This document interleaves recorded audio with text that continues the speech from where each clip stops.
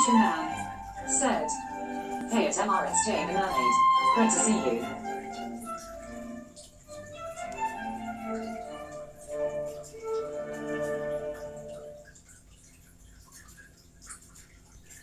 MRSJ the Mermaid said, "Hey there, countryman, nice to see you, smiley face.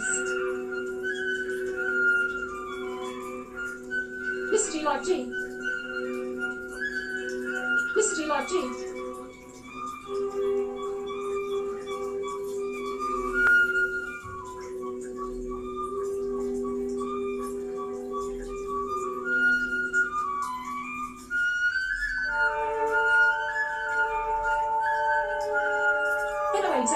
Yes.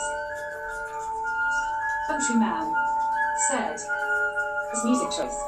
MRSJ the Mermaid said, "Hi there, Mr. G and kitties. Hope you're having a great day." Thank you. Hey Google. Anyway, totally fine. Pause. For the cats. Play that Mr. G shit.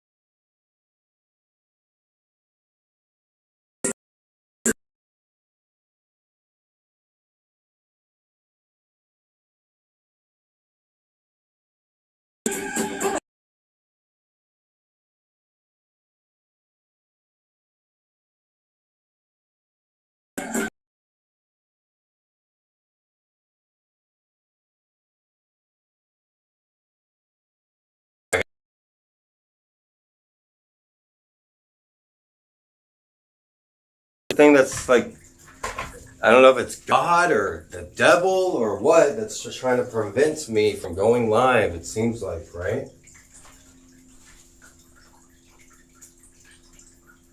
Why are we unstable? It's fucking ridiculous. Oh, now we're excellent. Alright, today's class is on MRSJ the Mermaid. Welcome, Mrs. J. Said, "A nice shirt."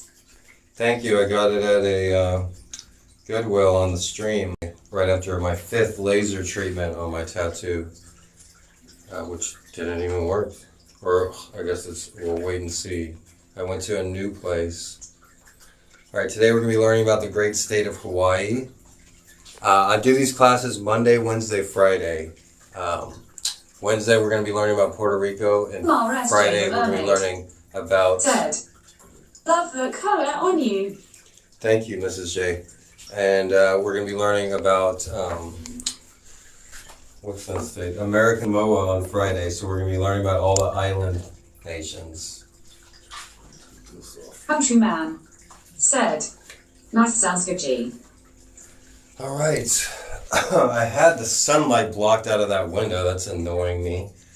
But, yeah, if you haven't noticed, I'm not in the best mood. I'm not like in a, I don't know, fun kind of mood today. This buzzing is annoying me too. Said, "Heck yeah, so excited to learn." Here, let me see if I can fix that. Let me put some water in Lucky's dish there because that noise is getting on my nerves. So let me go grab some water for her real quick. Be right back. JONAT.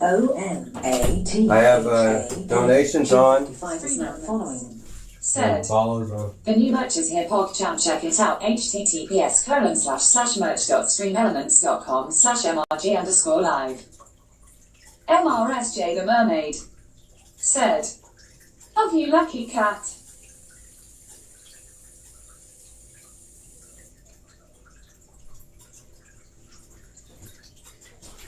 All right, I'm back. Try to shut the door. These classes, you know, they take some time, you know, to prepare.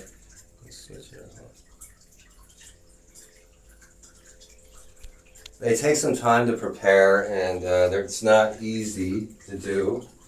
And I do it because I really enjoy teaching, and it's something. 8,804. Hey, what's up, everyone? It's something that I feel like I should have been able to continue doing. Unfortunately, very terrible people prevented me from doing that. Very evil, toxic people. But this is a really good idea, and I haven't seen anybody really doing this on Twitch. Dead. Yes, it shows with how much info you present. This is Jay. But yeah. So 3 days a week, it is even a little hard. So some days I might take a day off here or there. It is frustrating when the technology doesn't work. Like I have a really good slideshow planned today, and we'll see if that works, right? But anyways, yeah, I'm not in the best mood, but there's two ways you can do it with anger.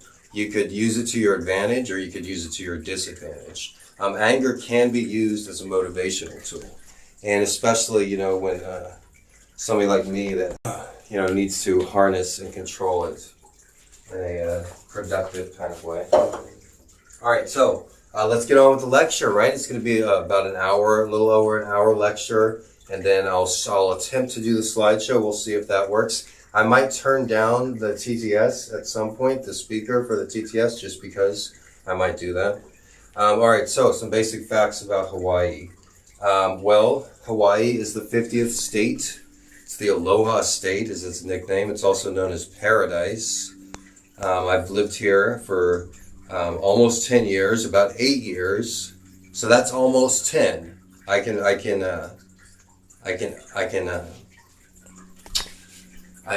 round up if I want to, because it's fucking my class and my show. All right, so some great things about my Aloha State. State. Yes, I wouldn't live anywhere else in the world except for Hawaii. Today, Mr.G.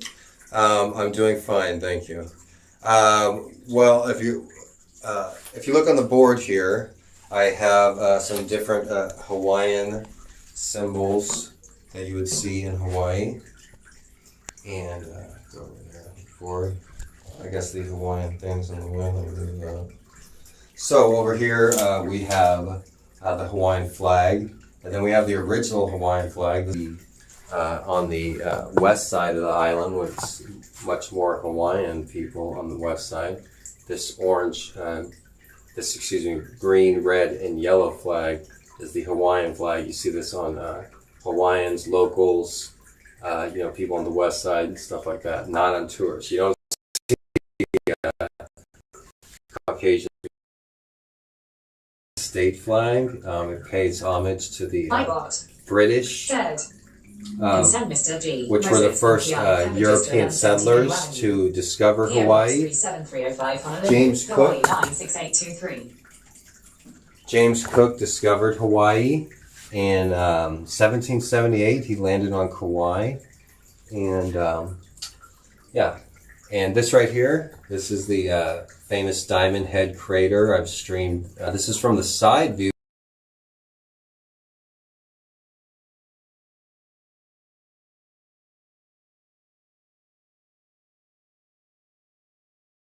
A huge crater where an impact made. This right here is the state motto right here. It means Au Mau Ke O Ka'aina I Ka Pono. And it means, no, this is the Hawaiian state fish.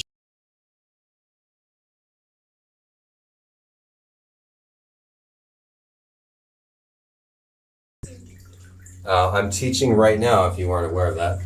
So this is the Hawaiian state fish. It's called humu for short. The long pronunciation is humu, nuku, apua. Wait, well, I can't see the rest of it right there. But it's humu, nuku, kuapua, or humu for short. Once again, this is the Hawaiian, and it's Ua Ma'a Ke'i Ono.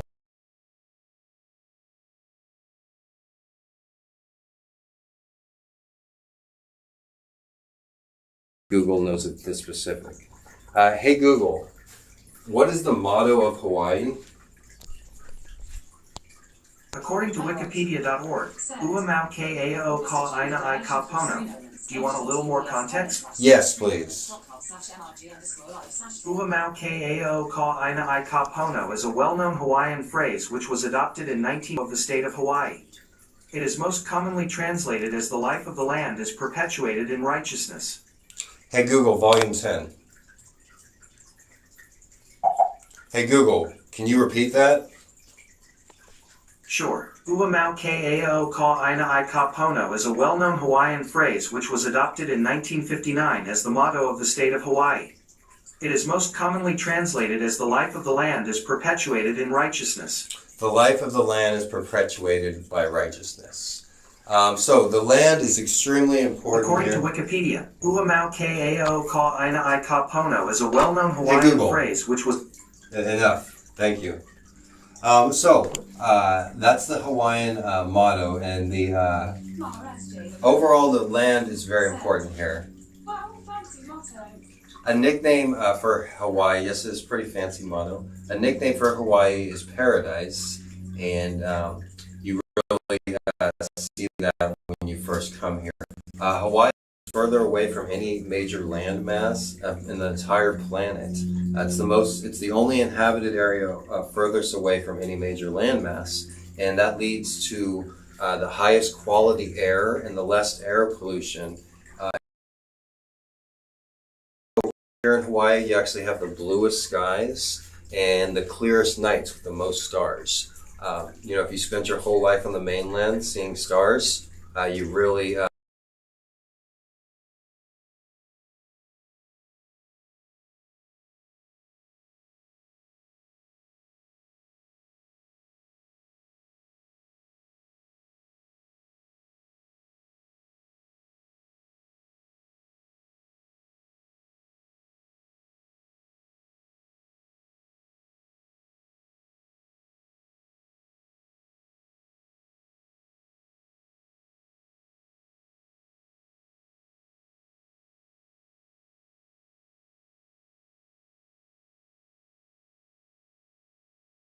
And then I'm not coming down on me, it's the technology. What, how much more money do I need to put in? Because I got the most fastest internet that's possible on Earth, right? The top of the line phone, top of the line cameras. Like, what the fuck?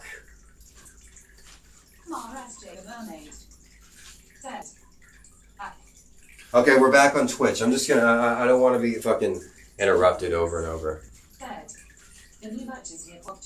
Yeah, shut the fuck up, Stream Elements. Any of you ever buy my merch? It's actually good quality t-shirts, because I buy like novelty t-shirts a lot, and they actually have good ones. But don't worry, I understand nobody wants a t-shirt unless all the other cool kids get them, right? Because everybody wants to be a cool kid to sit at the cool table, right? But I don't. Alright, so Hawaii has 8 major islands, but there's over 100 islands chains. It's the widest state in the United States. When you measure the length between the islands. Alright. Hey, Google won't answer in that voice, okay? Because that doesn't sound like Mr.G, alright? Google knows what Mr.G sounds like, okay? And he doesn't sound like that. Shut the fuck up with crypto. I hope it crashes and everybody fucking goes broke. I hope the next crash isn't a stock market crash. I hope it's a crypto crash. And all those freaking fucking noobs in the fucking market. Anyways. Alright, let's just continue on. Today's about Hawaii, alright? So, there's 8 major islands. Oahu is the most populous island. 80% of the island, the whole state, lives. Yeah, I don't want to hear you.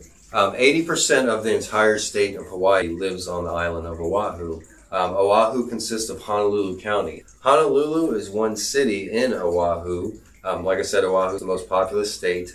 But every time we do a state or we talk about a city, I always tell you what the city population is and the metro population.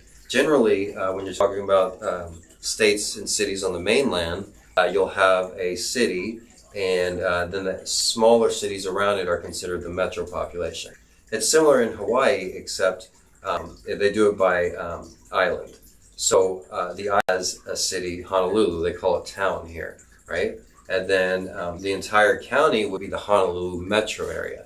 So the actual population of Honolulu, the city, is about 350,000, you know? And it's a smaller area. That's where the most of the condos are. That would include Waikiki. I think that would include a few other areas, downtown Chinatown, a lot of that area, in Honolulu as well. But the Honolulu metro area is about 1 million, because that includes the entire island. So the entire island of Oahu, that's basically a city divided into many separate towns, including Honolulu. Other towns on this island, which are more popular, all these towns that I mentioned have more people than the entire population of the other islands. Like I said, 80% of the entire state lives on this one island. And on Oahu, Honolulu County, you'll find Honolulu, Waikiki, Manoa, Mililani, Waianae, Waipahu, Wahiwa, Maikiki, Eva Beach, Haleiwa on the North Shore, Kailua, and Lanai on the east side, and of course Kaneohe. And I left out a bunch as well, Waipio Gentry. But there's little towns all around the island. And however, the whole island is basically one city divided into many different neighborhoods. And so there's the state of Hawaii, and the state has its own flower, which is the yellow hibiscus. But each island has their own island flower and has their own island.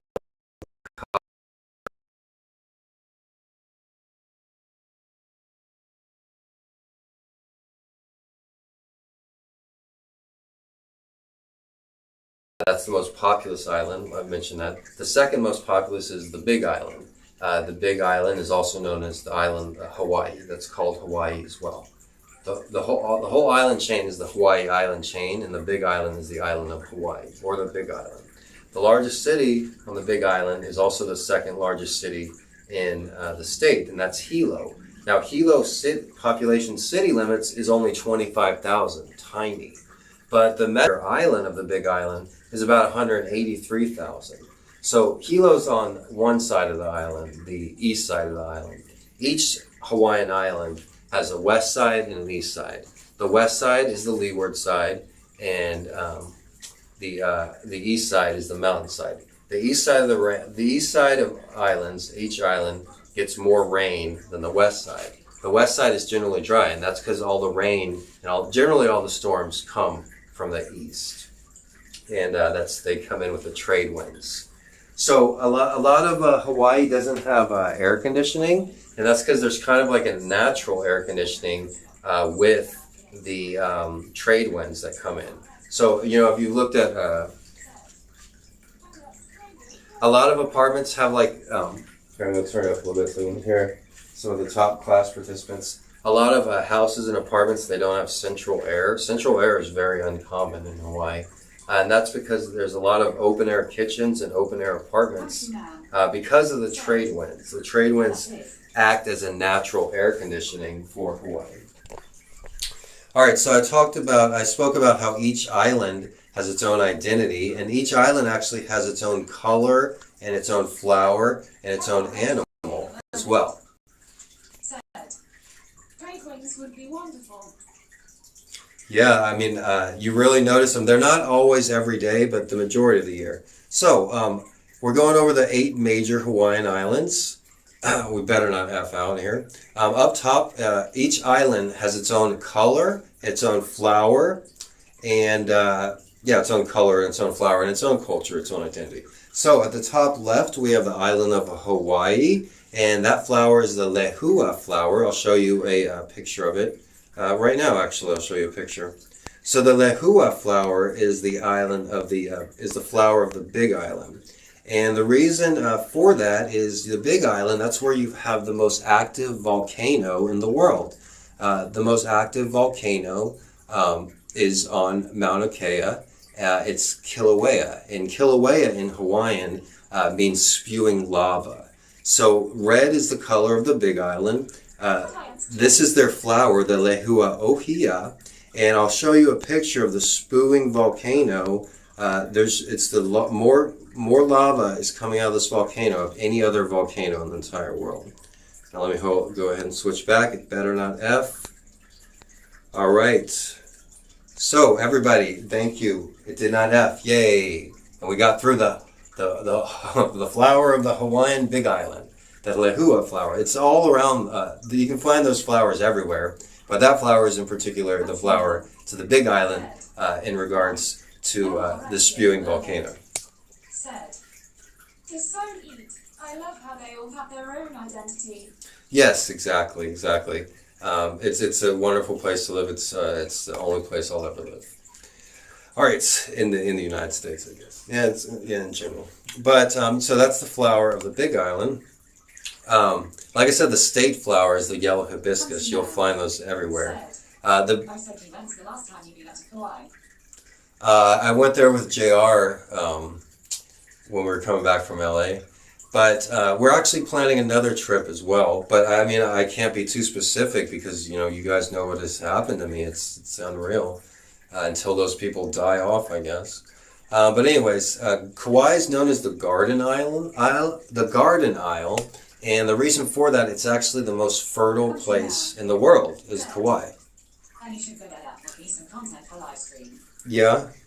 Just about everything grows really well in Kauai. And also, things grow great everywhere in Hawaii. But in particular in Kauai, because Kauai actually has a natural stream system. So there's many streams that go through Kauai. And it also has the wettest spot on Earth. Earth is the planet that we live on. I'm all loves Kauai the most.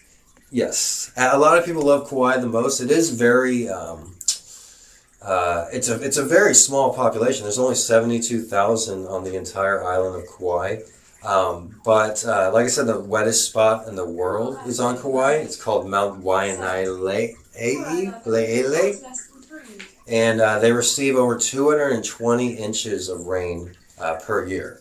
Recently, the past few months during quarantine, there was this cult that tried to come and live on Kauai. Well, I mean, cult is a strong word. They were like a group of hippie live streamers on YouTube. They get about as many viewers as me, less than actually. But they moved their entire operation to Kauai, and they started doing their live streams, and the police and the governor and the mayor and everybody, they got together and they kicked him off the island, and it can happen. So you really have to be respectful. But yeah. Okay, so that's the island of Kauai. The flower of Kauai is the mochaina berry. And the mochaina berry is a very floral flower that's used for making leis. I'll go ahead and show you a picture of it. This is a cat doing the hula. I just thought it was cute. But and this is the state flower, the yellow hibiscus flower. Now, we're talking about Kauai, so I want to show you the Kauai flower.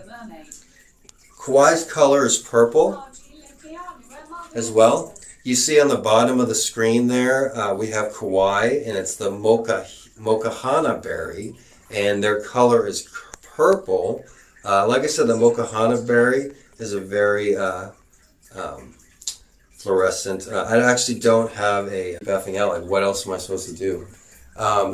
While I have this moment, I just want to say JR is going to be teaching a late night class on Thursdays, like every Thursday, a late night session. He's going to have a late night session every Thursday night, and that's going to be a consistent thing as well. All right, so that was the island of Kauai. I told you the island of, we went over the island, the Big Island, and their flower, and then the Maui flowers, the Lokilani. The Lokilani flower, and I believe Maui's color is pink as well. That's cool. I enjoy JR class. Okay, cool. So here we are in the graph again. If you look at the official color, the top left, the official color of Maui is pink, and its official flower. Hey, Aquarius. And its official flower is the Lokilani rose. The Lokilani rose, if you've guessed, is pink.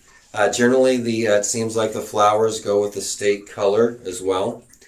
And that's the Lokilani rose. All right, up next, we have Molokai is the Kakui nut flower. I'll show you a picture of the Kakui nut tree. In Oahu, the lima is the flower of Oahu. So I'll show you pictures of that while we have this here.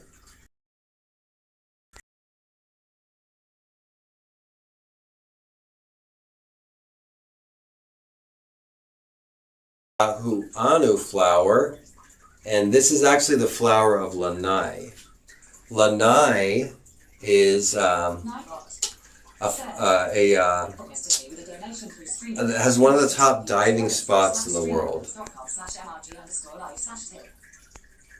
Okay. All right, I'm all over the place here today. Hold on 1 second, I apologize. Okay, I'm all over the place. Slides and like not make it F out is the main thing. Like, I don't know if that's the reason why it Fs or what, or it's because I'm dual streaming on 2 different platforms. I don't know. But continuing on here, what else? All right, so I think we've gone over the flowers. I'm all over the place. All right, let's talk about each individual island. Okay, Maui. One of the most popular cities on Maui. Wait, are we on the screen here? Okay. All right. One of the most popular cities on Maui. Britain visited there. I kind of sent him there. It's Lahaina. It actually used to be the largest city in Hawaii, Lahaina, and it used to be the capital of Hawaii as well. It was the former capital, and it's a former whaling town. Maui is known as the Valley Isle. Each island has its own nickname too. Maui is the Valley Isle, and it's the second largest island next to the Big Island. It's a little bit larger than the island of Oahu, where I'm at. And Maui, like I said, it used to be the former capital. Maui is home to the largest dormant volcano on Earth. Earth is the planet that we live on. And that is... why does he say that? Because I felt like it. It's my class. It's my stream. It's my channel. If you're not on my side, leave. Halikela is the largest dormant volcano on Earth. So Maui does have active volcanoes, but they have that dormant volcano as well. Kilauea is the most active volcano on Earth, and that is... So we've learned about the Big Island. We've learned a little bit about Kauai. We've learned about what else? Maui. What else? Molokai. Molokai is a former leper colony. The population of Molokai is about 7,000 or 8,000. There's no traffic lights on the whole island of Molokai. It has the highest waterfall in Hawaii, the longest beach in Hawaii, and the highest sea cliffs on Earth. Earth is the planet that we live on. Okay. I can amuse myself, can't I? All right. So that's Molokai. It used to be a leper colony from the until about 1970, until the last lepers, I guess, I don't know any political correct term, the last lepers died off on the leper colony. The Simpsons did a parody of it as well. So that's Molokai. Lanai is a really popular tourist destination for people in Hawaii. You know, if you live in Honolulu and you want to take a vacation, a lot of people go to Lanai. They have really great beaches there that are only accessible by helicopter, and they have the world's best diving spot. We're always ranked in the top 3 spots in the world for diving, and that's Hulopo'e Bay.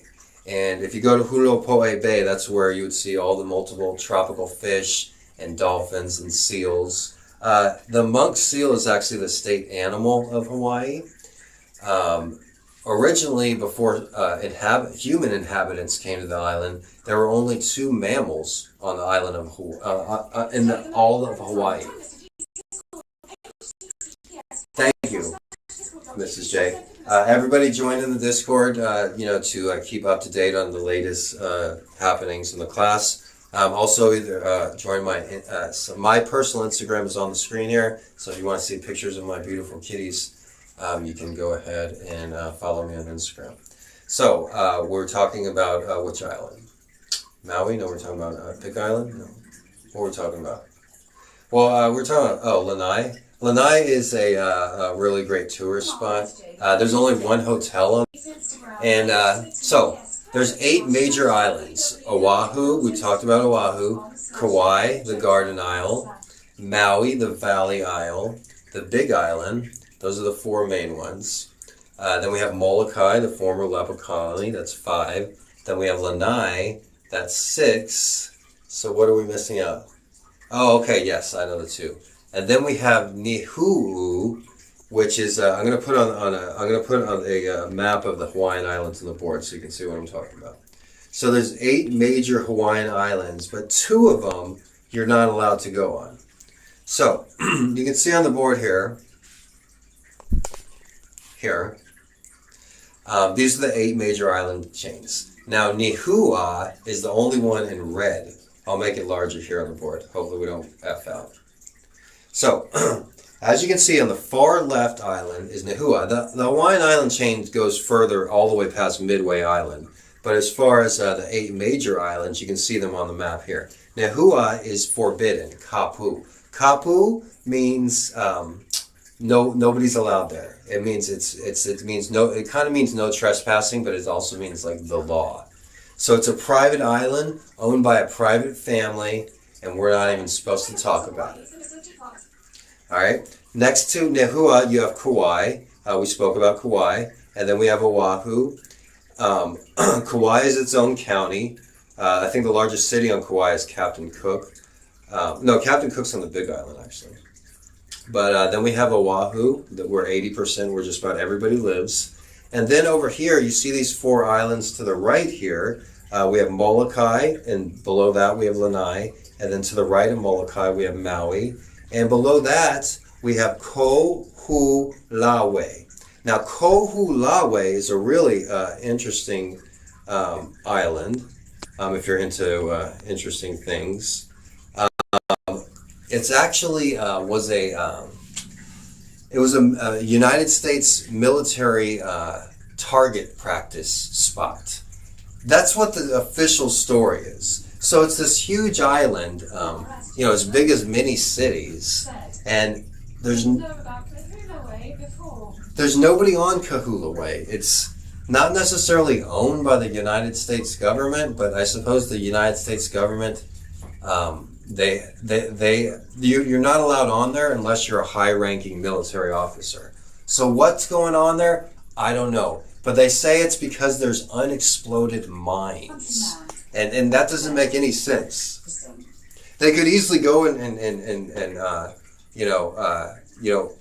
explode the mines. It's a huge island. It's as big as a city, and there's supposed to be nobody there.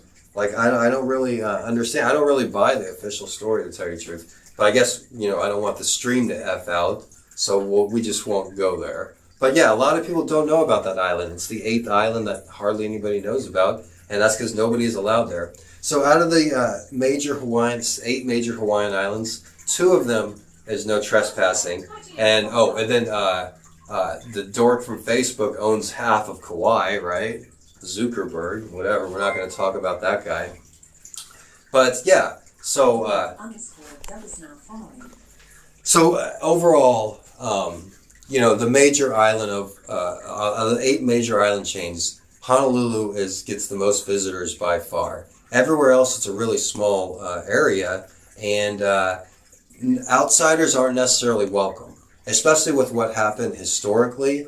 Caucasians aren't always welcome in every part of Hawaii. And Hawaii actually has one of the lowest murder rates in the United States, probably the lowest. But they also have a really high missing persons rate. So you put the 2 and 2 together. A lot of implants from the mainland that decided they were going to move to the cheap part of the Big Island on the south part. They turned up missing. A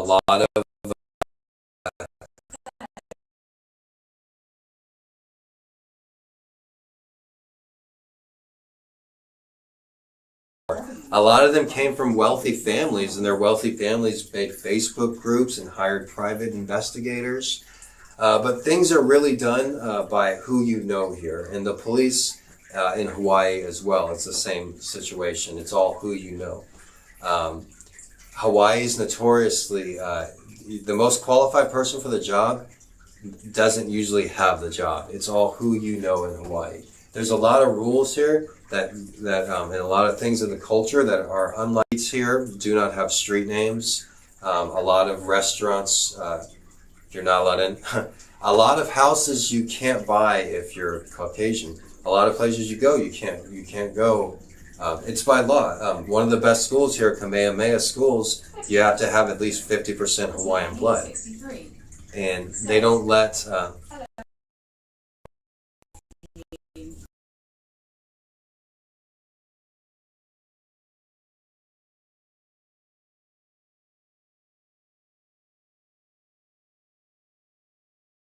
no trespassing, kapu.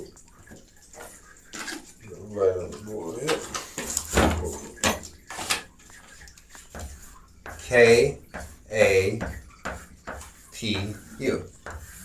So if you're ever walking on a trail in Hawaii, or if you ever come across a sign that says kapu, that means turn around, don't drown, or don't get thrown. The culture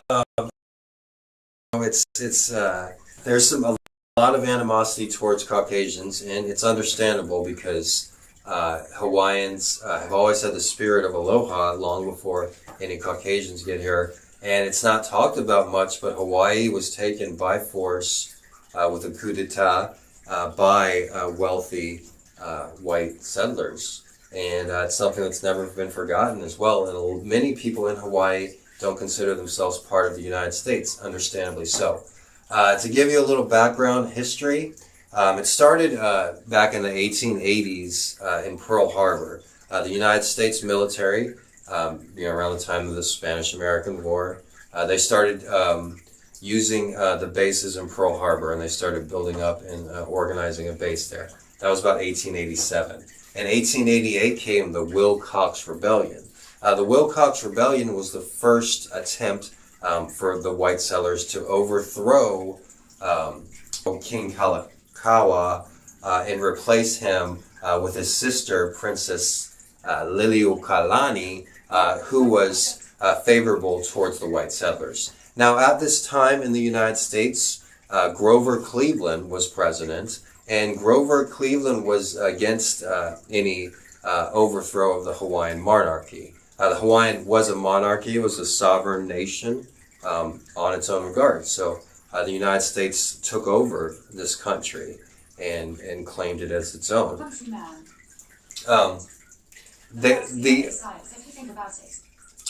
The Wilcox Rebellion was unsuccessful, but about 5 years later, a group of non-Hawaiians, they formed a group called the Committee of Public Safety.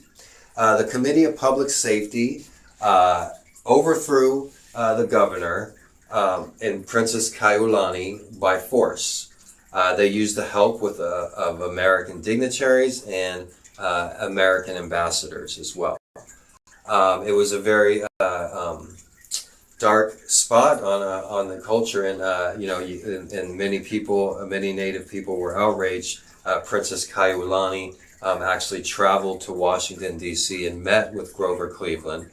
Grover Cleveland took her side, and there were plans to return the island back to Hawaii. However, William McKinley was the administration that took over from Grover Cleveland, and William McKinley was a very bad dude. He's ranked as one of the worst presidents in the United States, and he sided with the white settlers and for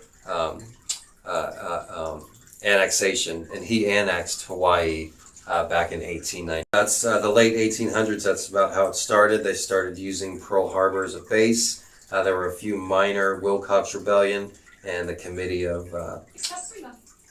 Public Safety. Eventually,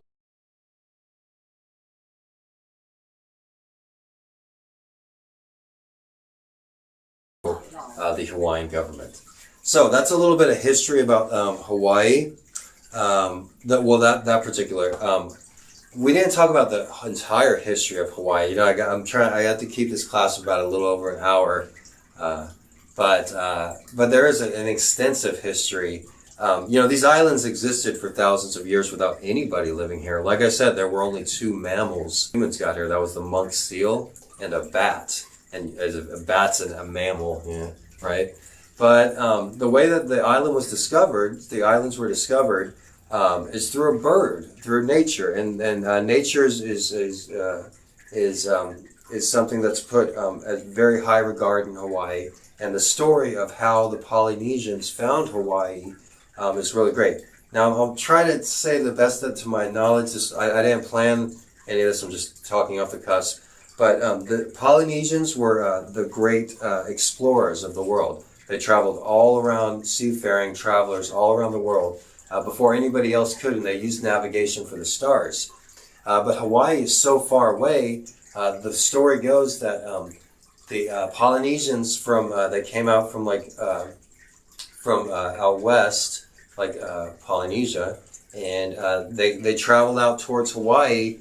Because they saw a bird coming out towards Hawaii, and they're like, wow, where does that bird come from? Or where's that bird going to? And they went as far as they could to where their supplies would run out, and then they stopped because they had to return and go back.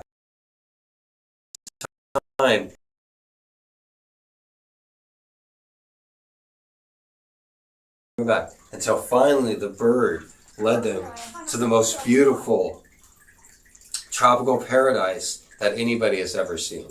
So it's a really touching story about how Hawaii was discovered. All right, continuing on. Well, that's ancient Hawaiian history. There were a couple different groups of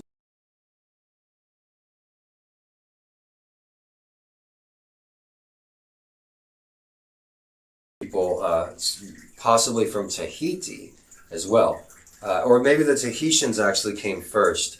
But some of the Polynesian stories say that when they came here, there were these tiny little people, like smaller than even a midget or a little person. And these little people that lived in the mountains and stuff, and they were little smiley guys, steal your shoes when you're sleeping and play little tricks on you. And, you know, as more and more settlers came, the mini huni is what they're called. They were pushed into the mountains, deep into the mountains, and legend has it that they still live out there. And sometimes if you're camping close near mountainside, they'll come and they'll steal your shoes and play little tricks on you. They pour water all over the place and stuff like that. I'll go and show you a picture of a mini huni.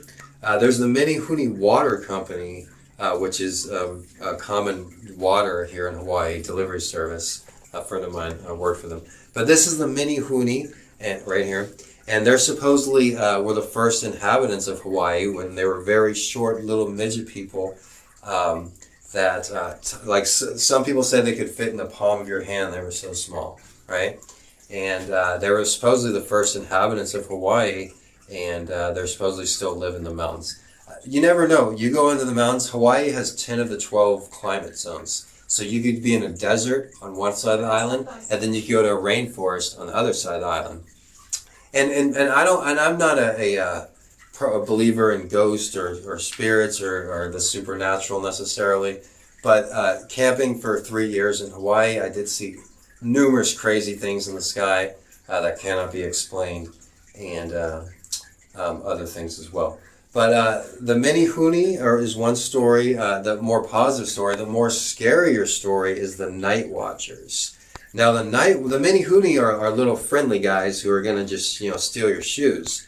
But the Night Watchers, and people seriously, the locals seriously believe in these Night Watchers. They supposedly live in the same area as the Mini Huni, except they're very scary and they'll come and they come out at night, and you see them in the valley of the bottom of the valley with their lights flickering. And I did see them camping. I camped out on the mountainside, and I would see these supposedly lights that flash up, and like candle lights kind of. And supposedly if they come close to you, you're supposed to take off all your clothes and stare at the ground and lay down naked on the ground, and they'll leave you alone. Supposedly. And I've actually seen people on some trails on the mountain naked on the ground saying night watchers were coming.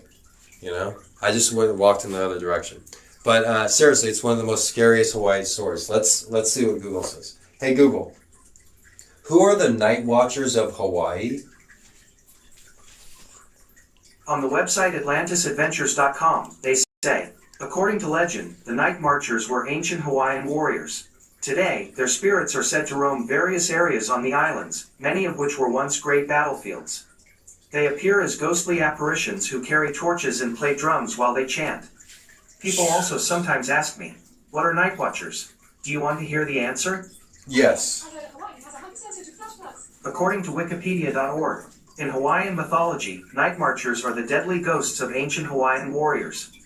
The night marchers are the vanguard for barriers placed in the path of night marchers will not deter them. So these night watchers, it's kind of scary because I did see the lights and I did see the humming and chanting. However, I'm a very skeptical person. I don't believe in...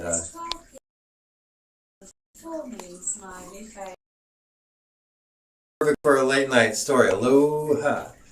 We have these classes every time, so tune in Monday, Wednesday, Friday as well. Wednesday we're going to be doing Puerto Rico, and Friday is American Samoa. That's the main creed in Hawaii. Do the original Hawaiians have their own religion? They had their own religion. They had many different gods. Pele was the god of fire. Maui, a lot of people know Maui, the god Maui from the movie Moana. One of the actresses, the main actress who played Moana, is a local girl from Mililani. And but the night marchers are a traditional scary story in Hawaii. And I mean, camping out, I did see lights and I did hear the chants many times. But I don't really believe that. Other things that I've seen in Hawaii, I've seen ball lightning. And I've seen numerous red and blue in the sky, like red and blue lightning and stuff like that. The Menehune is a little more positive story that you would want to tell kids. Night Watchers is more of a ghost story. Let's see what Google says about... Hey Google, tell us about the Menehune. Sorry, I don't understand. Hey Google, what are the Menehune? Hey Vegas. According to Wikipedia, Menehune are a mythological dwarf people in Hawaiian tradition who are said to live in the deep forests and hidden valleys of the Hawaiian Islands, hidden and far away from human settlements. The Menehune are described as superb craftspeople. They built temples, fish ponds, roads, canoes, and houses. That's true. A lot of times I'll be traveling in the some ancient, not ancient, but some Hawaiian wilderness, which had not been traversed for ages. I would find a Coke can from the 60s, and I could tell nobody had been here for a while. And then I would be walking through, and I'd come upon like a huge structure, and you'd find that all around Hawaii. If you go places off the beaten path, you will see that. But like I said, I don't believe in magical little people. So maybe there's just a group of people that lives out there. There are a group of what are those? They're in Australia. They're like a wallaby. There's actually wallabies. There's a colony of wallabies out in the middle of the Hawaiian mountains here on this island.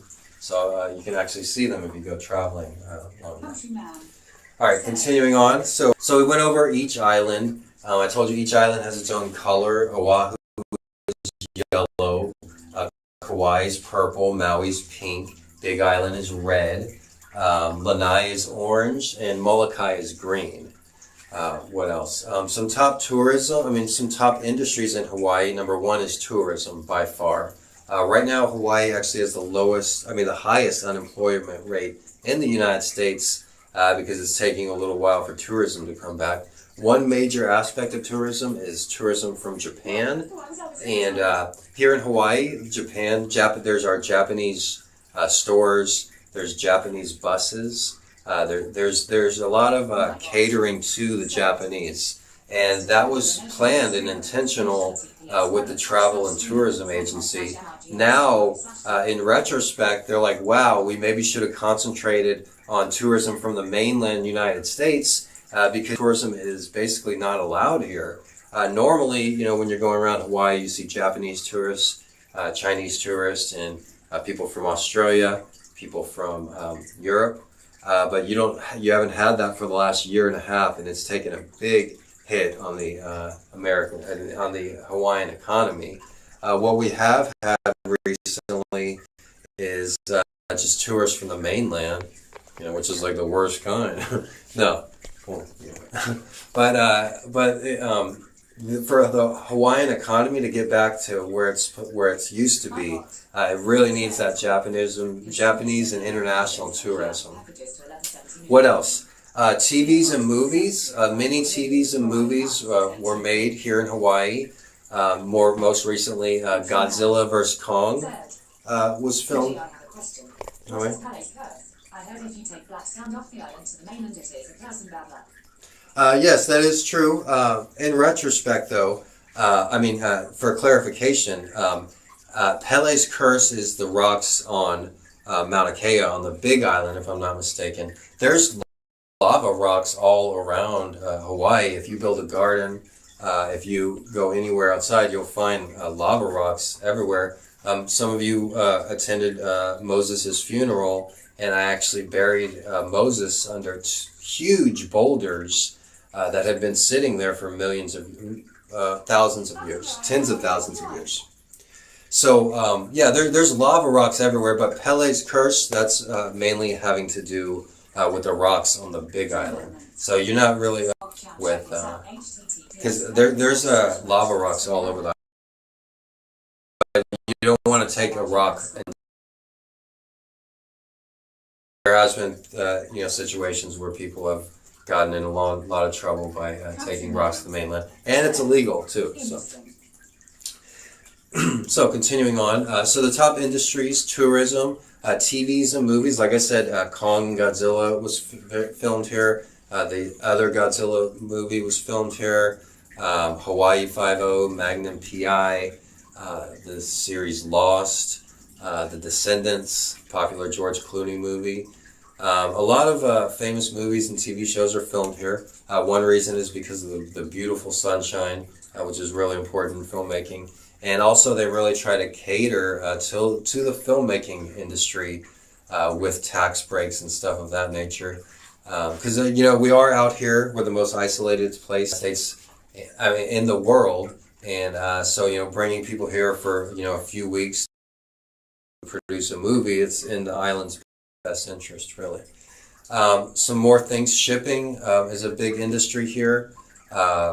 That's because, we're the midpoint between Asia, so, it's a stopping point for ships. As far as agriculture goes, just about everything grows very well in Hawaii. The problem is shipping it. So, you can make honey or coffee and ship it, but we're so far away from everything, it's really hard to get our fresh fruits and vegetables to other places. So if you really want to take advantage of all the fresh fruits, vegetables that are so plentiful here than anywhere else in the world, if you know where to go, you can go and get fruit anywhere. And but you can't really ship it anywhere. But Hawaii does supply 2% of the world's pineapple.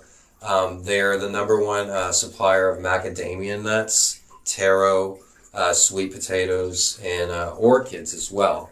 We've talked about flowers a lot. There's more orchids that grow here in Hawaii than anywhere else. And I want to mention this.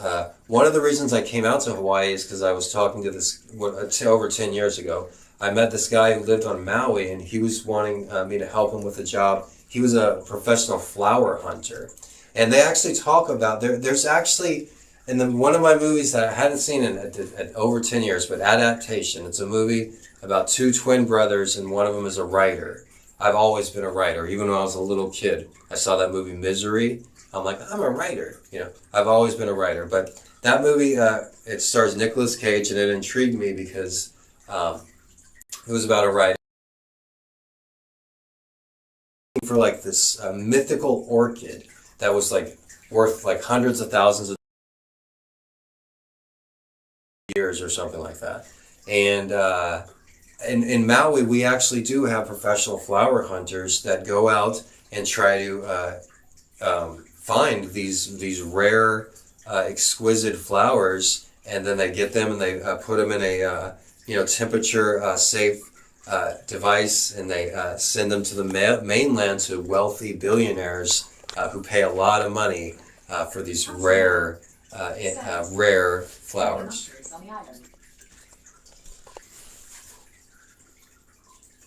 Most orchids are in Japan. Well, Hawaii is the number one for sending orchids, I guess. All right, so hey, flowers in her hair. How are you? Who is this? All right, we're learning all about Hawaii today. So I want to talk about the Hawaiian language. The Hawaiian language, it actually only has 12 letters. Can you guys name the letters in the Hawaiian language? Let me see. All right, I'll give you a help. So, the English language, the English alphabet has 27 letters. The Hawaiian alphabet, it only has 12 letters, 5 vowels, and 7 consonants. It has 12 letters, then it has an akina symbol, which counts as a letter. So these are the only letters in every Hawaiian word is made up of these letters. A, E, I, O, U, H, K, L, M, N, P, W. So if you see any other letter, G, J, P is a Hawaiian word. I've been in Hawaii so long I can only think of Hawaii letters. M is a Hawaiian letter. C is not a Hawaiian letter. Z is not a Hawaiian letter. Q is not a Hawaiian letter. D, as in dog, is not a Hawaiian letter. S, there's no S in the Hawaiian language. There's no T in the Hawaiian language. The Hawaiian language, it's actually, it's a lot harder. It's a lot harder than it looks. I mean, it's a lot easier than it looks. People think it's a lot harder than it is, but it's really not that hard. There's only 12 letters, and you can sound out just about everything, too. Doug said, wow, very interesting. Yeah, that has been very interesting. Just a review of the Hawaiian history. Well, I want to make sure we go over everything. So I didn't show you a Kakui tree. This is a Kakui tree right here. The Kakui nut, you see these trees growing everywhere, and they're great to sit on. Touch the nuts because it gets this sticky stuff all over your hands, which I know too well. But the Kakui nut is actually a native Hawaiian plant, and the Kakui flower is the official flower of Molokai as well. So that's the Kakui nut, and this is the official Hawaiian tree as well. So each island has their own flower, their own color, their own nickname. But this is the state Hawaiian tree, the Kakui tree. And while we're on that, it's also known as the candlenut tree, if you're not in Hawaii. The state bird of Hawaii, we didn't mention that. The state bird is the nene. Everybody do the nene. Just kidding. That was a teacher joke. All right, no, but the nene here, it's not endangered, but it's threatened. However, I see these nenes, well, I've seen them a few times. They're very kind of like mythical birds. I mean, there's a lot of birds in Hawaii, beautiful birds. I don't have the body of it. I should show you the body. But hey, Google, what is a nene?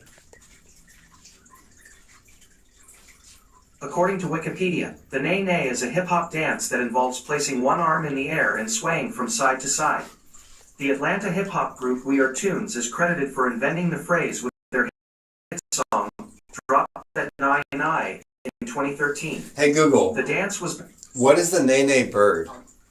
MRSJ, the mermaid. according to Wikipedia, the nene, also known as nene and Hawaiian goose, is a species of bird endemic to the Hawaiian Islands. Said. The official bird of the state of Hawaii, the nene is exclusively found in the wild on the islands of Oahu, Maui, Kauai, Molokai, and Hawaii. The Hawaiian name nene comes from its soft call. Oh, okay. So it's found out throughout the do the nene. It's found out throughout Hawaii, and it's also known as the Hawaii goose as well. Okay. Did we have a good question there? I thought I heard somebody with a question. No? All right. So that's the state bird of Hawaii. Yellow hibiscus is the state flower. I'll go ahead and put that up there. There's just so many of these all around everywhere. I always show them on stream. They're real pretty flowers. Hibiscus comes in many different colors. You can have pink hibiscus, yellow hibiscus, white hibiscus. It actually doesn't have a smell at all. So if you're smelling a hibiscus, you're kind of silly. All right, what else? Well, Hawaii has its special holidays. King Kamehameha Day, Flag Day, and my personal favorite, Kilhauli Day. No, I don't like that day. No, Haole is known as a Caucasian person in Hawaii, and it's died down in the more recent years, but there used to be a day of the year, unofficially, known as Kilhauli Day. Hi, Mr.G. Hello, aloha.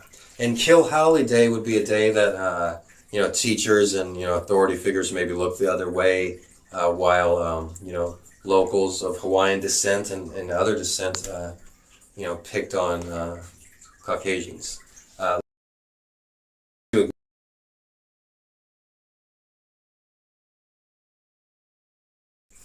According to Wikipedia, Kilhauli Day is the term for alleged bullying incidents that occurred in most Hawaii schools, when non-white students would harass and attack white students. The incidents saw their height in the late 1970s. Okay, so, all right, moving on. There's Kamehameha Day. That happens in June. That's probably the biggest, most important Hawaiian holiday. And, some inventions that came from Hawaii. Surfing was invented in Hawaii. Duke, the legend Duke Kamukamuka, I forget his name actually. He won many gold medals in the Olympics, and he's a legend here in Hawaii, Duke. He worked as a lifeguard in Waikiki, and he's credited for saving hundreds of people, risking his own life to save others. I'm not sure actually how he passed away. But he was an incredible person, and he's a legend here in Hawaii. See if I can find a picture of Duke. And here's one right here. This is Duke in front of his surfboard right here. Let's switch sides. Okay. So that's Duke, the famous Duke Olympian and lifeguard from Hawaii. There's the famous Duke statue. You can find that in Waikiki. Okay. Continuing on, I mentioned William McKinley. William McKinley was the president that annexed Hawaii. I actually taught at McKinley High School before those evil people, called up the school and posted terrible things on their website and, forced me to stop working there. They're talking about changing the name of McKinley High School to Hawaii High School, since it's one of the most popular schools here. But the name, McKinley was kind of a jerk. He's responsible for, taking over Hawaii, so it's understandable why they wouldn't want his name. All right, continuing on. Hawaii has the only active palace in the United States, and that's Iolani Palace. If you've seen my live streams, you've probably seen this many times. Me and JR are always hanging around this palace. It's right in the middle of downtown. It's a very old palace. This is where all that happened with Queen Liliuokalani and the overthrow of the Hawaiian government. It all happened right here. The oldest active library is right next to the palace here, and that's the state library. It's the downtown library. It's the oldest active library in the United States, And it used to be the Hawaiian royalty's personal library as well. Across the street from Iolani Palace and the main library, you'll find the main post office. The main post office, as well as the oldest active post office in the United States. And it's like that with many different spots in Hawaii. Hawaii has more culture than any other state. And, and I come from Texas. Texas probably has the second amount of culture of any other state. Hawaii, it has the largest active volcano in the world. It has the largest inactive volcano in the world. Hawaii has the tallest mountain in the world. What, you thought Mount Everest was the tallest? No. Mauna Kea is taller than Mount Everest when measured from the bottom of the seafloor. Mauna Kea is over 33,000 feet from the seafloor. And I believe Mount Everest is 28,000. Hey Google, how tall is Mount Everest? Mount Everest is about 29,032 feet high. Mr.G, you are one of the top teachers. Is now following the I'm the top teacher streamer. There is no other teacher streamers, and if there are, they're copying me. A really fun fact about Iolani Palace, while I have it on the board, Iolani Palace actually was the first places on Earth, which is on Earth that had electricity. Yes, here in Hawaii, electricity. I think that's because Thomas Edison visited, and he decided to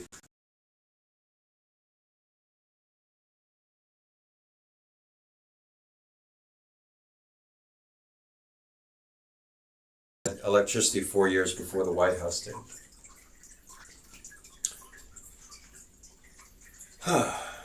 One thing I think I should have done, I think I should have reset my router before we started here. I haven't reset my router. I should have did that before the class.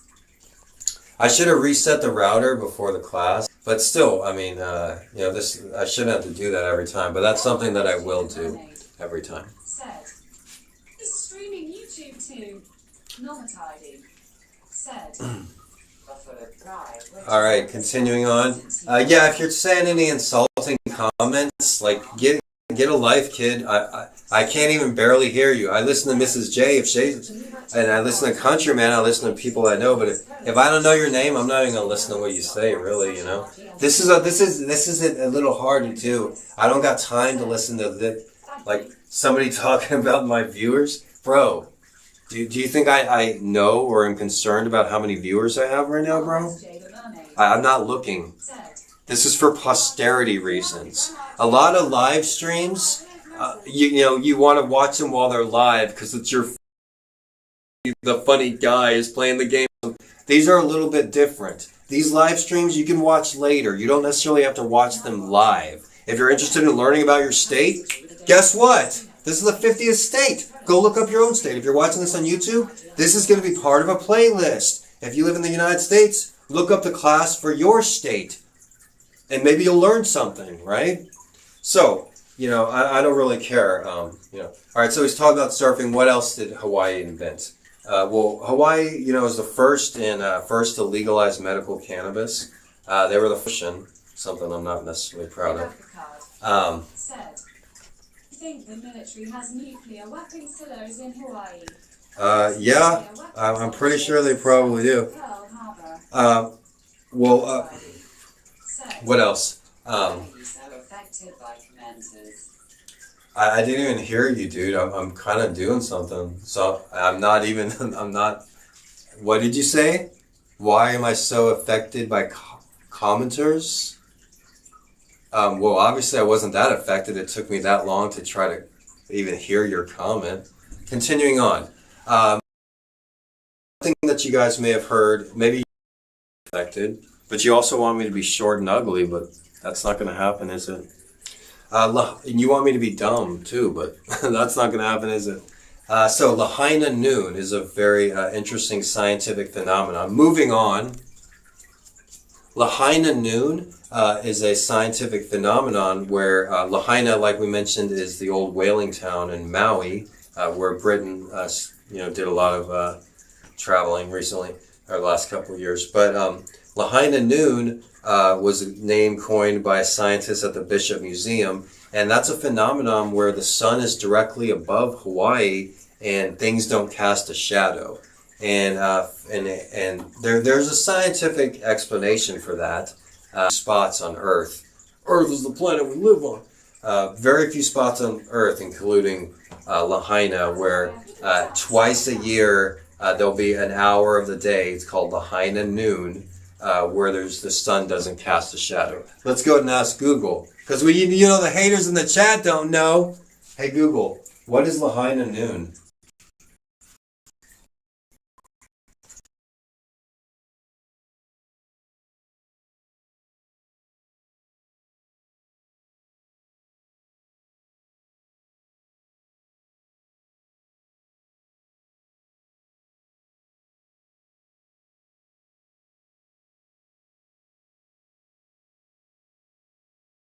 The term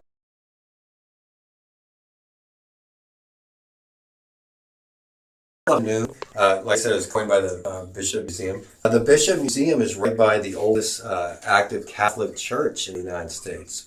Yes, that's what is located. Hey Google, what's the oldest Catholic church in Hawaii? According to Wikipedia, the Cathedral Basilica of Our Lady of Peace, also known by its original French name Cathédrale de Notre Dame de la Paix, its Portuguese variant Catedral de Nossa Senhora da Paz, and its Hawaiian. So that's the oldest church. It's dates from the early 1800s, and also Maui has the oldest high school west of the Rocky Mountains, which also is in the 1800s. A lot of times in Hawaii, they'll keep the same buildings. They don't necessarily upgrade buildings and stuff. They'll just rather restore. There's a lot of old-fashionedness here, and people hang on to history a lot, and I really do like that, and it's something I appreciate. Why I live and love Hawaii. All right, so there are some things that I don't like as far as education in Hawaii. There's not many education, and education is frowned upon. And from somebody who taught in the public school system for 2 years, and I taught private schools for 4 years. In public school, more so, it was so disappointing to people to see people frown upon reading and writing and learning and education in general. You won't see people reading books on a bus or or anywhere on Hawaii, unless it's me. It's very rare to see somebody reading in Hawaii. Hawaii is one of the lowest educational systems in the United States. The University of Hawaii is one of the only viable higher education opportunities, and it's one of the lowest ranked state schools in the United States as well. They do have but I don't know why. There's enough people here that it's part of the culture. And like I said, when I taught public school, I taught some of the hardest kids that I'd ever taught before. Some of them would try to fight me, and jokingly, but serious sometimes, I guess. But it was really sad at how they looked at education and how it wasn't something that they were interested in. And it goes with the hiring as well. Like I said before, a good percentage of the teachers in Hawaii, the teachers have never attended college. No college for the teachers, not even an associate's degree. And many of the students graduate from high school barely being able to read, and that's just something that's accepted in Hawaii. So it's not. There are some bad things. I talked about Kilhali Day that I could do without that. I wish there was more educational opportunities for everybody here. I wish knowledge and learning wasn't frowned upon so much. They do have a University of Hawaii system, which has the main campus in Manoa, University of Hawaii, and they also have campuses on Maui and Big Island. But you wouldn't believe how sparsely populated and how few of selections you have for majors. And overall, the University of Hawaii in Manoa, it's the largest school in the state. It has 18,000 people, and that's a lot, considering the numbers of University of Hawaii Hilo. It's about 2,000 people. For the whole Big Island, 2,000 college students. University of Hawaii Maui, 4,000. The Big Island is the poorest part of the Hawaiian Islands. If you want cheap land, You can get it on the Big Island. Some of the cheapest land in the United States is located in Hawaii on the Big Island. It's right near, the world's largest active volcano, but it's cheap land. There's a 50-50 chance the lava may destroy everything, but, lava moves slow and you can run fast, right? I'll go ahead and show you a graph. Me and Britton, we were very close to buying some farmland on the Big Island here. Here is a graph. Now, from the top of the Big Island, this is the most active volcano on Earth, right? And the only safe spot on the Big Island, it's going to blow, and scientists think it's going to blow pretty quick too. The only actual safe spot is on the northern side, and the further south you go, the more dangerous it gets, really. As you can see with the color coding on the chart there, it's a dangerous spot. And that's just the natural disasters. The Big Island actually is more prone to tsunamis and as well as hurricanes. Hurricane season in Hawaii starts next preparedness month. So you're supposed to get stocked up, have at least 30 days worth of food. But really that's for the Big Island, because to put it into perspective, the way the Hawaiian island chain is set up, the Big Island actually protects all the other islands. So I put a picture on the board here, and as you can see, the Big Island, it's the southernmost part of the island. That's actually the southernmost part of the United States, is south of the Big Island. And the Big Island, it's the youngest of just about anywhere on Earth you can find. It's one of the youngest spots on Earth. The Big Island is only 800,000 years old, class. That's nothing, right, in the scheme of things. And it's actually getting bigger. The Big Island is getting bigger, with the term called lava deltaing. Lava deltaing is a geological term where the lava, melts into the ocean, it hardens, and it creates land. It creates a delta. It's a lava delta. And, so the Big Island is also, as we speak, it's growing in size. I think it gets bigger by 30 inches every year, something like that. But yeah, it's a really interesting phenomenon. Tourists from all around the world, they come out here to see the lava, and it's a really interesting sight. I'll show some pictures of it, once we get into the slideshow here. So, any questions so far? I mean, this is a longer lecture. We're already at an hour and 20 minutes. We haven't even started the foods yet, or really any of the slideshows. But I mean, I've lived here for like a long time, and I really love this island. So this will be the most in-depth class that you'll get, other than states I've lived in, like Texas, is California. But this is the last state too. We're gonna throw a party, right? Can you believe I've done 50 classes? I've done every freaking state for free. Not for free. I mean, I get something out of it. It's nothing is free. But yeah, this is the 50th state. Can you believe that?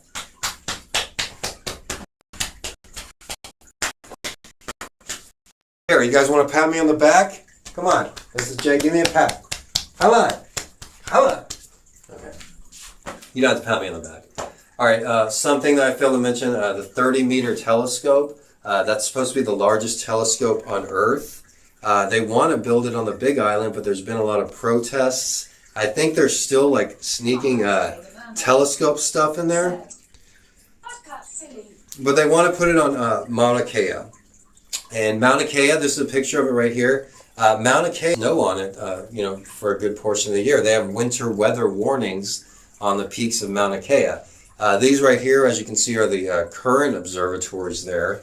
The telescope that they want to build is the world's largest, and Polynesians are known to be the explorers of the world. And so, if you haven't guessed, I'm totally for the telescope. I think it would be a great addition to the islands here. And like I said, Polynesians are known to be the explorers. What better place to put this telescope than in the heart in Hawaii, where we can explore lands that we've never seen before, like is in Polynesian tradition, right? But there's a lot of controversy about it, and a lot of locals aren't for the 30-meter telescope, and They're not for it.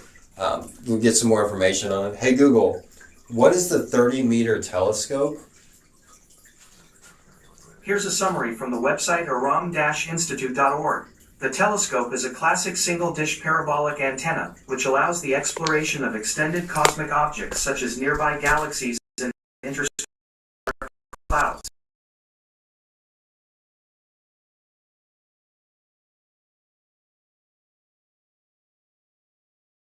What is the purpose of the 30-meter telescope? Do you want to hear the answer? Yes. On the website tmt.org, they say, the 30-meter telescope is a new class of extremely large telescopes that will allow us to see deeper into space and observe cosmic objects with unprecedented sensitivity. Oh, okay. All right, so I want to make sure to mention the Aloha shirts. I used to wear these all the time. I haven't been wearing them. It has a really interesting history, the Aloha shirt. Like you can get all kinds of Aloha shirts. You can stop at the ABC store and get a cheap Aloha shirt. You can go to Macy's or Saks Fifth Avenue and get a really nice Aloha shirt. This is just a simple one that JR likes to wear. But the actual story of the Aloha shirt is something very cool to remember in the history of Hawaii. So, and these are popular to wear on Fridays, right? Because they're like kind of business attire. They're dressed nice business attire. And you wear them on Fridays. Every Friday in Hawaii is Aloha Friday. But the story of the Aloha shirt, when the missionaries first came to Hawaii in the late 1700s, early 1800s, they were the Christian missionaries. They were, a poet of the bare chest of the Hawaiian men. And so what they did, they gave them all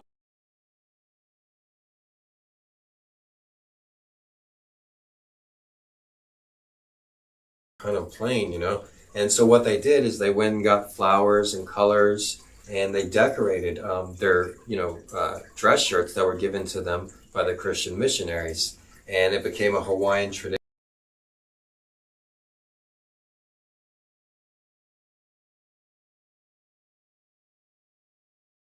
For generations, they were raised in this most beautiful environment with the most bluest skies and the most beautiful floral and the most beautiful tropical birds. And so something like a business attire, suit and tie, you could see how like that, that's not for Hawaii. That's not Hawaii style, right? So I will start speaking pidgin there. But yeah, pidgin, we haven't talked about pidgin. There's so much to talk about. Pidgin is a mix of all different languages because Hawaii is a melting pot. There's no dominant race or anything here. And it's been like that for hundreds of years, if not thousands of years. People have been coming here from Polynesia, from Japan, from China, from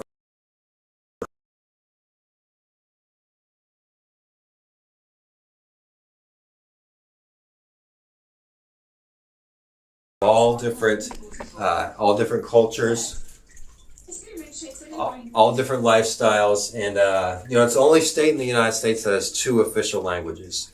Even though it is a lot of different people, everybody seems to be very respectful of Hawaiians. The decimation of the Hawaiian people is something that should not be overlooked, that I should have mentioned earlier in the lecture.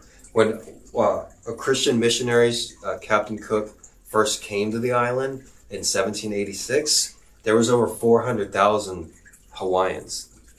In the matter of 100 years, approximately from 1800 to 1900s, that number shrunk to 40,000. So, I mean, it's insane and it wasn't, the missionaries coming here and just killing Hawaiians or stuff. It was smallpox. It was, diseases that the Hawaiian people, being so isolated, had no defense over. So in a matter of 100 years, the population went from 400,000 true blood Hawaiians to about 40,000. Now, you look at some people say there's very few, maybe a couple hundred pure Hawaiians with 100% Hawaiian blood. Many do not have Hawaiian blood at all. That's why Kamehameha schools, they're starting to open their doors to Caucasians and other people because there's just not that many Hawaiian people. So even though we're a melting pot, there's 2 official languages here, English and Hawaiian. And everybody seems to pay special regard to Hawaiian words and Hawaiian culture. Not everybody may get along with everyone else. I have my issues with my neighbors too, but everybody, like pau is a Hawaiian word, right? So like when I'm doing my laundry on my lanai, which is a porch, a lanai is a porch. So I'm on my lanai and I'm doing my laundry. Then I finish my laundry, and then to the neighbors, I yell "pow," and that means like finished work, done, and that's like a Hawaiian term. So even though I'm not Hawaiian or Filipino or whatever, and all races, you'll use Hawaiian words here and there. And pidgin is a mix between all words. Like I said, Hawaiian has more culture than any other state. It's not even close. So, I mean, I went to a whole class.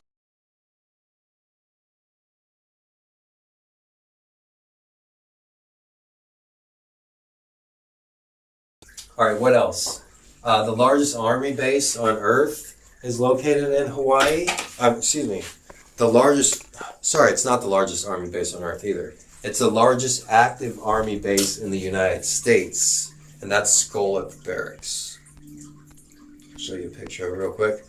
And, we're finishing up here. I just have, a few more you, and then we'll get into the Hawaiian foods. This is Schofield Barracks, and that is the largest active military base. There's more military in Hawaii than anywhere else in the world, and you see planes and jets and fighter planes and big cargo, and it just in the supersonic sounds that just becomes normal.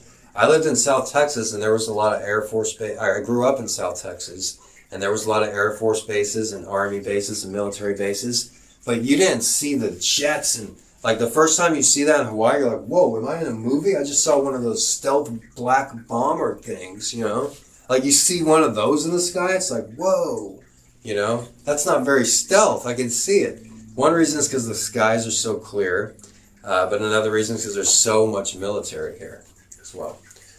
All right, so we spoke of, that's Molokai. That's Schofield Barracks. I talked about Diamond Head Crater, but I didn't show you the top of it. This is Diamond Head Crater, and funny story while I remember here. The name actually comes from the first colonizers, James Cook, the English missionaries. When they first explored Diamond Head, they found a bunch of calcium buildup.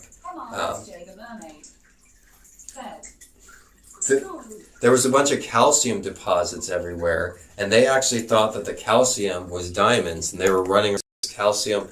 They're like, we're rich, we've got diamonds, diamonds, diamonds for everybody.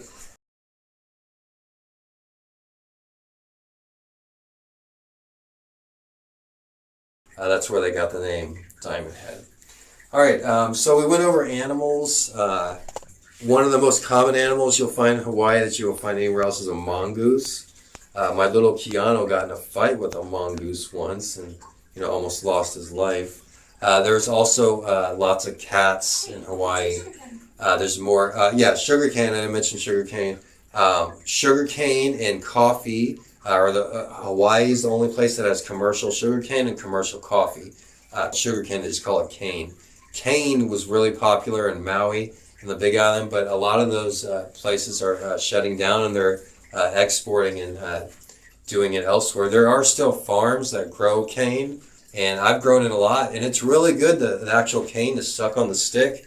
Or the farm that I worked on here, I've worked on 2 farms in Hawaii, and there was sugar cane, and I would stir it with my coffee, and you could cut it off the bark and everything. And it's one of the only places in the United States where it grows. Coffee and sugar cane are only grown commercially in the United States. So what else? We mentioned poke. I guess, everybody knows about poke, right? That's become so popular. We mentioned Lahaina Noon. What's some more animals? Dolphins, whales, the great whales, the great blue whales come here every year to Maui. They used to come there to die when whaling was a big industry, and they used to, but now that they don't kill whales, God,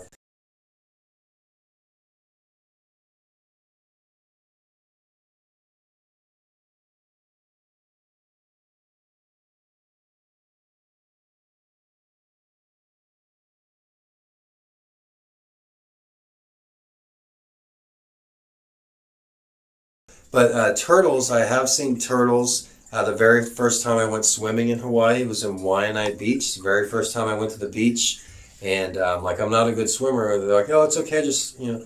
I'm like, I got my contacts on, and they're like, oh no, don't worry, G. You have your contacts on, but it's salt water, so when you're underwater, you can open your eyes, and the water won't mess with your eyes because it's saline solution. I was like, oh, okay. And then so in the water, I'm not an experienced swimmer or anything, but I wanted to, you know, experience Hawaii. So I jump in the water, and I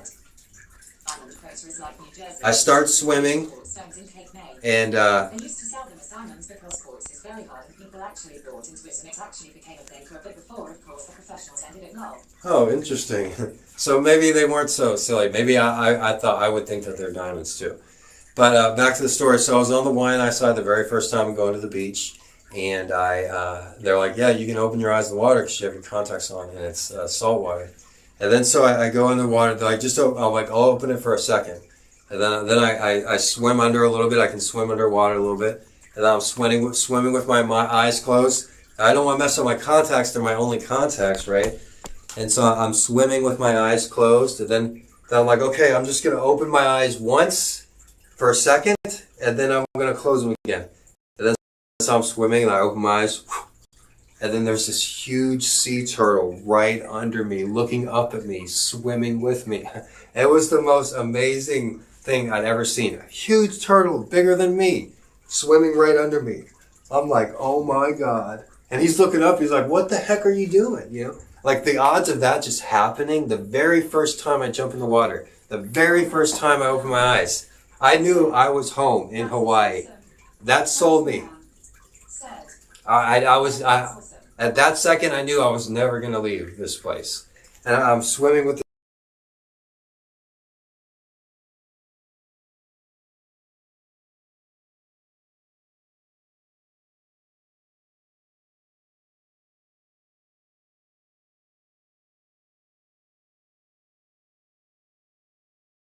to see a turtle right there. And for it to happen the very first time I ever went swimming in Hawaii, it was a really great feeling. And I knew that I would never leave Hawaii again.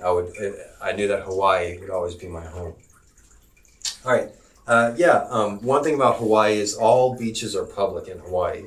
When we talked about Washington last week, I talked about Lake Washington and how I couldn't even find an inch of water there because it's all beachfront mansions covering all the water side. Not in Hawaii. It doesn't matter if you're a millionaire, a billionaire,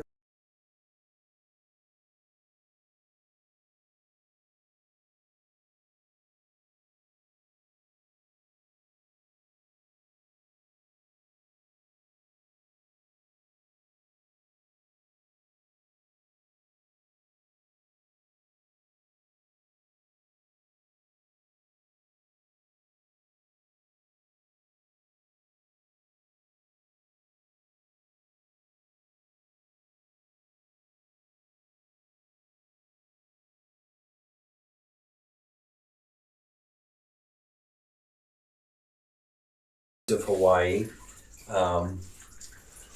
Just waiting to see if we go. It's frozen on my end, so it's kind of like I just like wait a second. But yeah, we'll use this time. I plan on having 2 more classes this week. This is not easy. All right, so I appreciate any love that you guys give, and whether that be with a thumbs up on YouTube, a subscribing on Twitch, follow me on Twitter. Follow me on Instagram, gander at my website right there. Look at my book on Amazon. Something positive. Don't just look at me and like see me as a threat. That's what all those toxic streamers did.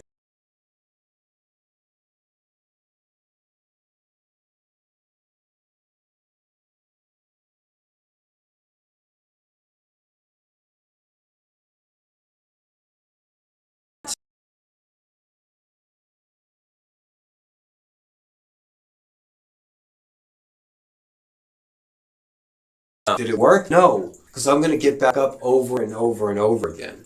So don't waste your time on hating. It makes you look bad, all right? I put in this time for you because I enjoy doing this and I enjoy teaching, all right? So share the love, post it on Twitter, post it on Facebook, something, and tell a friend about it, okay? So with that being said, we're going to go and jump into the picture portion of the show.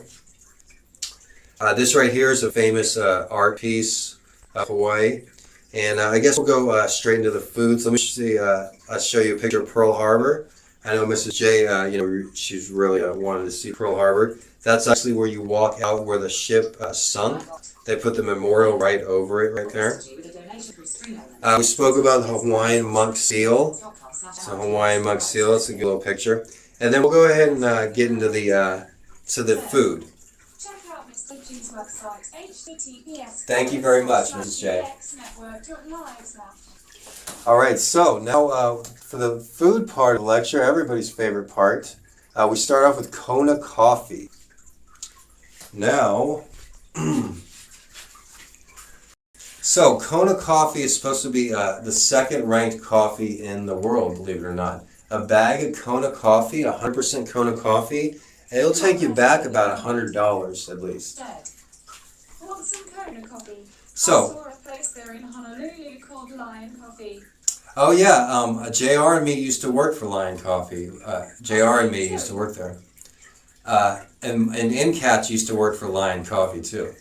But according to foodnetwork.com, Kona Coffee is one of Hawaii's prized exports and practically mandatory for visitors to Kona. Kona is on the Big Island. It's on the opposite side of Hilo. Hilo's the rainy side, the leeward side, and Kona's the windward side on the Big Island. But right on the water is Ali'i Drive with a huge covered lanai so every customer can get an ocean view while sipping a cup of joe. Kona coffee tastes very clean, rich, and complex, and each farm has its own distinct flavor. Much like a wine-producing vineyard, those with extra interest should take Sean Steeman's classes in tasting in space, where visitors get hands-on experience in cupping, roasting, and brewing the best coffee in the world. Alright, up next we have shave ice. So we go from coffee to shave ice. Shave ice, or shave ice as locals call it, is so much more than a snow cone. In Hawaii, the most popular shave ice stands sell fluffy mountains of ice, shaved to a nearly fluffy consistency with very sharp blades.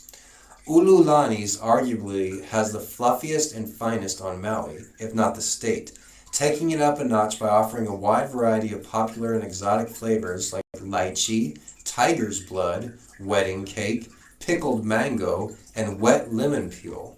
Its shave ice is so popular that Ululani now has 6 locations around Maui, but the main one is in Lahaina on Front Street, right by the ocean.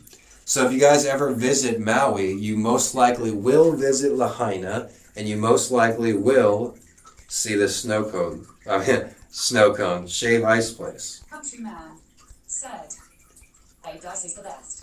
Placing out of Brandt, North Carolina, there was a house where the owner literally lives it, and he converted the bottom floor into the stand. He shaves the ice by hand, no machine lol. Nice. His own flavors. It's amazing." Alright, up next we have the hula pie. Now this is something that you get at the nice restaurants in Waikiki. Duke's restaurant in Waikiki also has a really good buffet.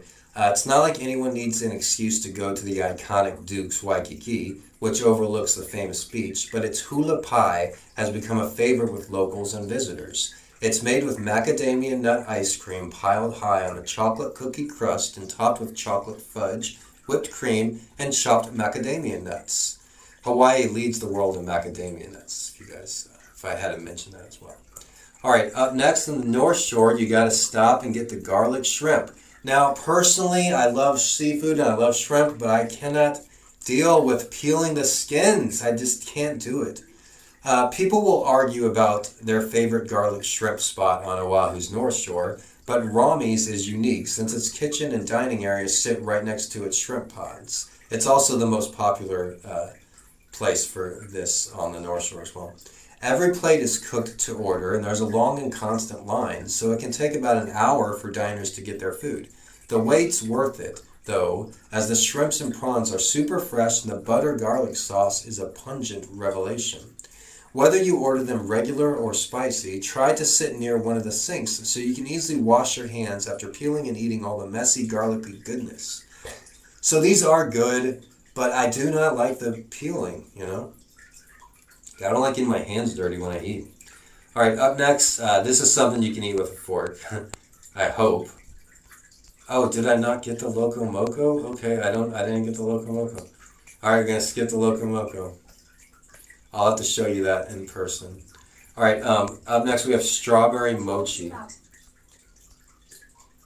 So, according to foodnetwork.com, mochi can be bought frozen or ordered at the end of a Japanese meal. But Two Ladies Kitchen offers fresh homemade mochi as the star of the show. The place is famous for its large strawberry wrapped in sweet black bean paste and enrobed in mochi, which is a sweet, filling, and very special treat.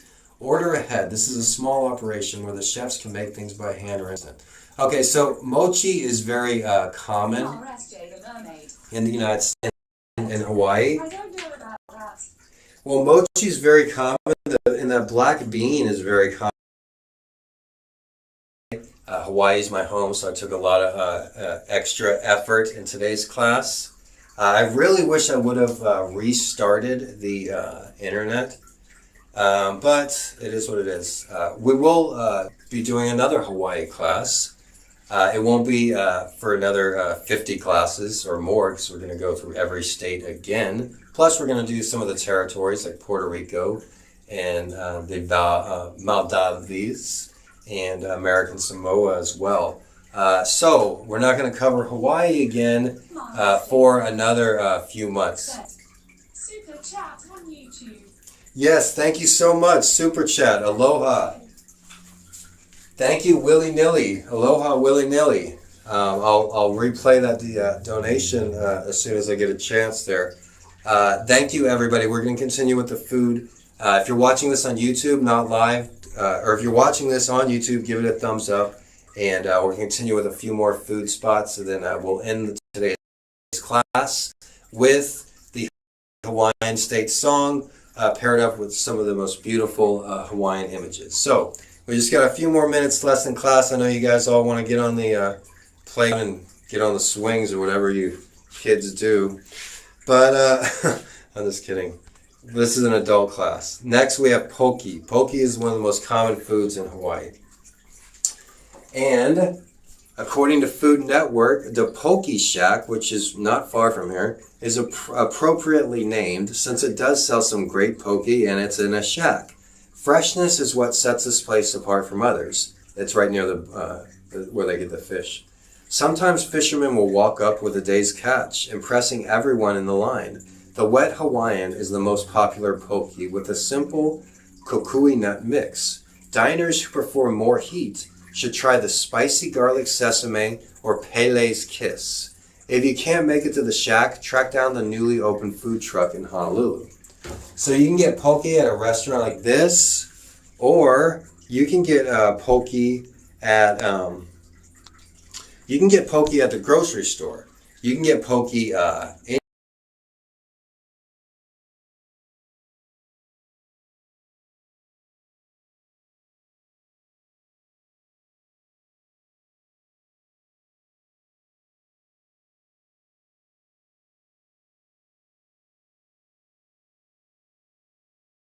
Yeah, you can get poke everywhere.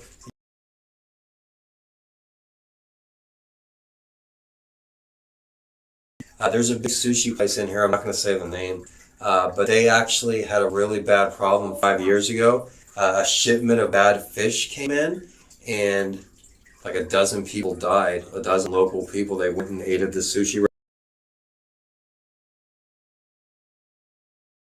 to eat. You could die. All right, that's poke. Up next, thank you so much for that donation too. I appreciate that. Up next, we have, I think they're short ribs are they're called, but the Hawaiian, I ate there before too. This gets extra crowded right before summer ends when all the Hawaiian kids want their last taste of Hawaii before leaving for school on the mainland, and again at the end of the semester. A lot of young people, they go to school on the mainland in Hawaii, and because the schools are way better. So yeah, this is a pipakua or salted dried beef. It's more like kalibi, you know? It's tender, it's tasting, and it's addictive. Yeah, it's pretty good. I'm not that big of a fan. I just don't like the bones. I don't think you get that much with it. So, I mean, I've had it before, but it's not like the best. Hey, thanks, Chipmunk. Thank you, Chipmunk. And don't forget to follow the classroom stream as well. This is the classroom Instagram that I just put on the screen here. And if you want to follow my personal Instagram, it's right there, Mr.G Livestream. If you're new to the channel here and you don't know too much about me, your teacher, you're like, who is this weirdo?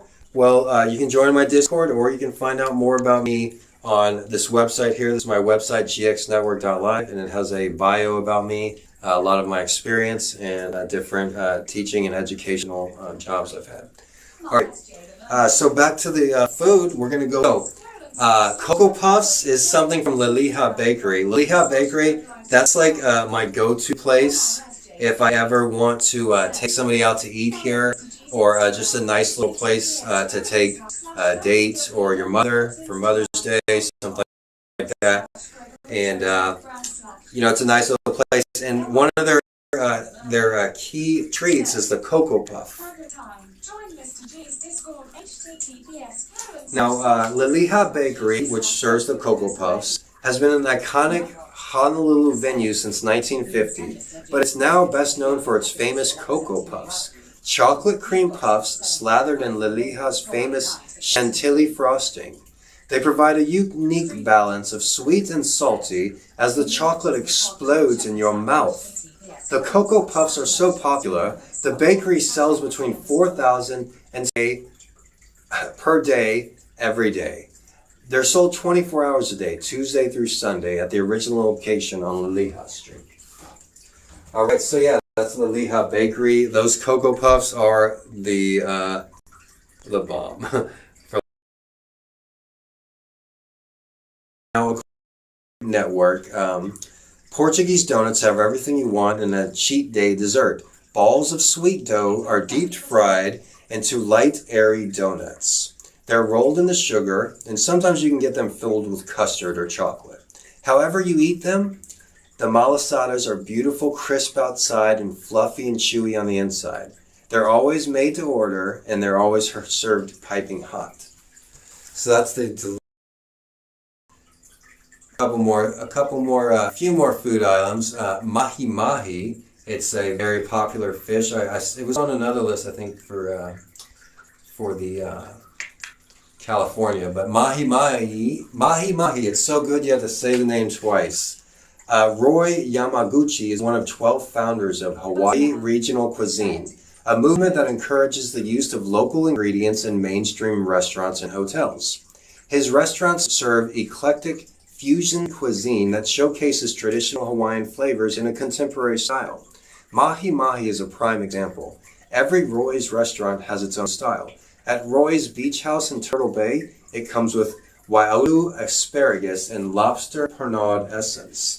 So this place, Roy's, that they're talking about, where this picture comes from, it's known as one of the most fanciest restaurants in Hawaii, Roy's. And I've never actually ate there, but they have a few different locations. I think it's something like hundreds of dollars a plate. But it's something that's really good. Mahi mahi is a common fish. You can get mahi mahi anywhere, though, in Hawaii. It's really common in Hawaii. All right, up next we have Saimin. Saimin is actually something that you can get at McDonald's. It's like ramen, except the noodles are thicker and chewier. But Saimin is...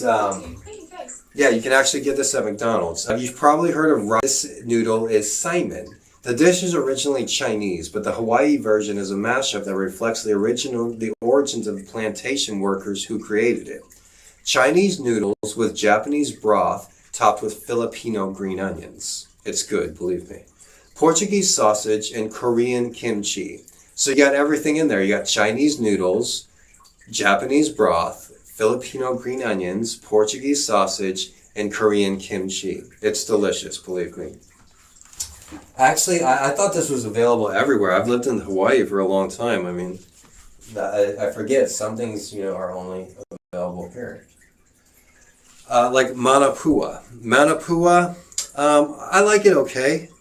It's kind of polarizing. You like it or you hate it. Manapua, it's bread with meat in it. You can get it at 7-Eleven. You get it at any corner store. Honolulu's Chinatown's probably the best place to get it. There's a place called Sing Chong Yon. It's a bakery and sweet shop that's really popular. I actually ate a bird egg on accident there on a live stream. Cody remembers that, and Mrs. J might remember that. But yeah, they have some of the best, pastries, and their bread is slightly sweet, and the barbecue meat filling is the one that I really like. It's what you can get if you're in a hurry and you want something in your belly. You could get a manapua for like $2. It's similar to a musubi as well. Musubi, it's a little more expensive. Musubi is about the same price, but this musubi here that I'm going to show you, this is like a gourmet musubi. So musubi has its main components, spam, rice, and seaweed, and furikake sauce. This musubi, this is like a gourmet musubi. This particular musubi is from, let's see, where did I get this from? It's this is the kitchen. This is a gourmet musubi at the kitchen. Eaters love spam so much they consume more per capita than anywhere else in the U.S. In fact, the state goes through about 5 million pounds of spam per year. The most popular way to eat it is spam musubi, which is a slice of the canned meat placed in a rectangular block of rice and wrapped in nori, Japanese seaweed. The kitchen takes it a step further by breading it and deep frying it, then drizzling it with kabayaki sauce. It's salty and sweet with carbs and protein, a perfect snack for people on the go. You can also get it at 7-Eleven. Like I said, it's really, I used to think that they eat these all the time, and so when I first came here to Hawaii, I was like, I got one, and I'm like eating one the first day, then I'm hanging out with some Hawaiian people, then I get some the next day, and the next day, and I start eating them like every day. And before you know it, one of the local Hawaiians put me aside, like, hey, G, we don't eat musubis every day. We don't eat them for every meal, He's like, lay off the musubis, man. I was just like, these are great, musubi. Mm-hmm. Have you had your musubi today? Hey, what kind of musubi did you get today? And I went overboard on the musubi when I first got here. Now it's just like, ugh. I'll eat it if I'm in a hurry. I'd rather grab a manapua, those.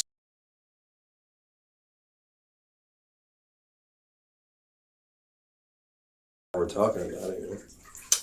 But yeah, moving on, a few more things. Oxtail soup is a really popular, expensive plate in Hawaii. It runs, very expensive. But it's available at just about every restaurant.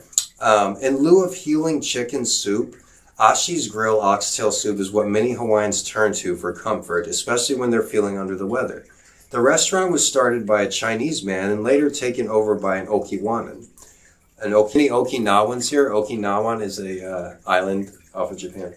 Both serve the hearty soup. Like Hawaii's melting pot of people, the soup reflects a blending of ethnic flavors. The oxtail is boiled for 2 to 3 hours in clear broth full of Chinese herbs, which makes it fall off the bone tender. Dip the meat in the accompanying shoyu and ginger to give it a layer of flavor. Shoyu is soy sauce. That's how we say it in Hawaiian. All right, one of my favorite go-to meals. I might get one.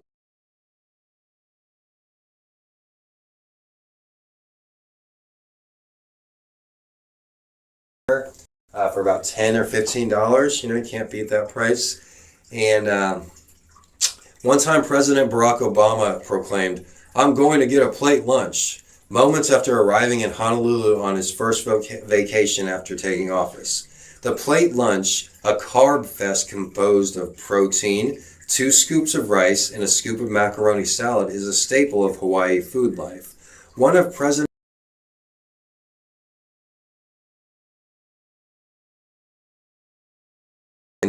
It's located just outside Waikiki, making it popular with surfers and locals looking for a quick and hearty, affordable meal. The shoyu chicken plate, which is pictured here, often sells out early in the day. Shoyu chicken. Shoyu chicken is delicious. So yeah, I tend to eat these a lot. It's like I said, it's a carb fest. But you know, if you're hungry and you don't want to spend very much money, you know, for $10, $10 to $15, you can get a delicious plate lunch, and that's like my go-to. You know, if you don't want a greasy fast food or anything like that, and you know, it's you got to be picky. You know, when I grew up in South Texas, I would go to a Mexican restaurant. I would sit down. I would have, you know, or I'd go to a Chinese restaurant, sit down, have a nice meal. You can't necessarily do that in Hawaii. Hawaii's restaurants really cater to tourists, and prices go really high, you know, for people on vacation. So if you're a local person and you live here and you're not very wealthy, then you're not really going to go out to eat many places very often unless it's McDonald's, Taco Bell, or a plate lunch, to be honest. Just a couple more food items here. This I want to mention, this is a store, it looks like lemon meringue pie, but it has a distinct flavor that can't easily be imitated. Lilikoi has an intense tanginess. It's one of my favorite fruits, actually. Lilikoi vines grow everywhere, and I could eat them all day. They're very tangy. I like sour things, and lilikoi and lilikoi pie are one of my most favorite go-to things. So, yeah, it looks like lemon meringue pie. Lilikois are little tiny light fruit, yellow light fruit that are like a little sour, a little tangy. They're not for everybody. A lot of people don't like lilikoi pie either because it is like kind of sour and kind of tangy, but it is really good. Lychee is also one of my favorite fruits here. Star fruit, dragon fruit. The list goes on and on, the amount of fruit, tropical fruit in Hawaii. But yeah, I hope everybody enjoyed the class today. This was my longest class, you know, understandably so. There's a lot to talk about here. We didn't even cover all of it. But yeah, this does take a lot out of me. It is very time consuming to put up these lectures. It does really hurt when, you know, people, you know, shit on me, you know, after, you know, putting my heart into something like this and working hard. But those people are just toxic and they're never going to go anywhere in life. And if you know me long enough, I do go places in life. People try to push me down and I just come right back up, right? I've succeeded over and over in my life. And what I am now, I've worked damn hard to be. I wasn't always such a great teacher. You think I could have done this class as well as I did in my when I was 21? Probably not. Probably not. Not at all. I couldn't have done this class when I was 21, 22, or 23. I've worked my ass off to put myself in this position. I've spent years in school. I've spent years reading books. I've spent years working on myself. There's a lot of people, a lot of live streamers out there, they just want the quick buck. They don't want to work on themselves. They're 20-nothing years old. They never attended a class. They never even had a real job. And they just want free money. They just think they're special. They got a fucking halo over their head, right? Not with me. I've put myself in this position to succeed. I've worked my ass off to be the person I am. I've worked my ass off so I could teach you this class. Because if I didn't work my ass off, if I didn't spend all that time in school, if I didn't develop the work ethic that I have, then I wouldn't have been able to do that. I wouldn't have put in the time. I wouldn't have put in the effort. I wouldn't put in the energy. I would have been like one of those asshole streamers like, what's in it for me? How many donations you get? How many viewers you got? No. Just like the Hawaiian motto states, Aua mau ke ai o kaina I ka pono. The land of the righteousness is righteous, or something like that. Okay, so don't you forget that. Much obliged. Thank you very much. It was a wonderful class. Special thanks to Mrs. J and Countrymen. You two are very great, and I love you two for everything that you guys did. We did all 50 states. We did it. We did every single state. They said it couldn't be done. No, nobody said that actually. But it's not an easy task, and it did take a few months to complete. And I didn't do it half-assed either. And try to find one other streamer that can do that can do a class on every 50 states. None of them can. You can't find a teacher to do that. You got to pay a teacher $50 an hour to do that. And I'm doing it for the love of teaching it. I'm doing it for the love of learning. I'm doing it because this is what we do in life. We succeed. We accomplish things. And these videos, they're not going anywhere. They're staying on YouTube. You don't have to watch them live. You may not be watching this live. If you're not watching it live, have you ever been to Hawaii? Do you want to know something else about Hawaii? Leave it in the comments. All right, guys. Everybody, it's been a great show. Great class. And I'm going to end it with the Hawaiian State Song. Once again, everybody have a wonderful night. I started off the class not feeling so great, but now I'm not feeling like great, but I'm feeling very strong, and I'm feeling much better than I did, and very accomplished. So thank you all very much. We're going to end it with the state song of Hawaii, and I'm going to show some of the pretty pictures of Hawaii as well. Everybody have a good day. I'll see you on Wednesday when we learn all about Puerto Rico. All right, so make sure same time, same place. We will learn all about the great state of Puerto Rico. All right, here's the Hawaii state song, guys.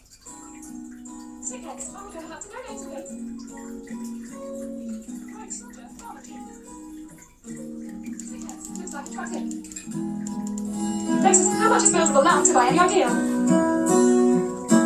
MCAT Brandt, Idaho. Hey, Tangible MCAT. investments, Euro Network High.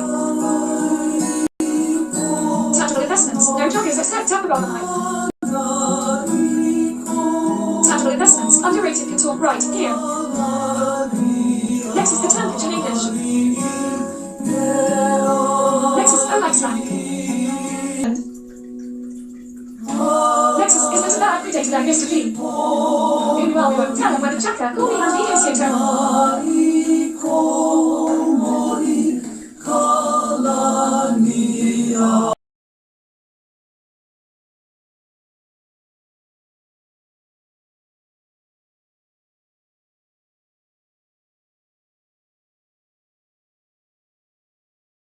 I appreciate you, and remember, from